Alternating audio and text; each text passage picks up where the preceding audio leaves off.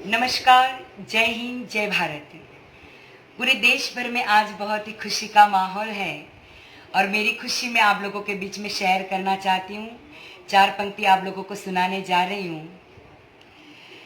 लाल किले की चोटी से ऐलान हमारा है, ऐलान हमारा है। हम हैं हिंदुस्तानी, हम हैं हिंदुस्तानी, हिंदुस्तान हमारा है। हम हैं हिंदुस्तानी, ये कश्मीर हमारा है। पिछले 1 हफ्ते से जिस फैसले का हम इंतज़ार कर रहे थे, आज वो खुशी की घड़ी आ गई है। भारत की जनता के लिए नासुर बनी हुई धारा 370, हमारे प्रधानमंत्री मोदी जी ने इस धारा को ख़त्म किया है। पूरे भारतवासियों को मैं ढेर सारी शुभकामनाएं देती हूँ। हमारे मोदी साहब ने किया हुआ वादा देश से निभाया है। बस अब लग रहा है कि कश्मीर से कन्याकुमारी तक भारत एक है। बस आप सभी देशवासियों को ढेर सारी शुभकामनाएं।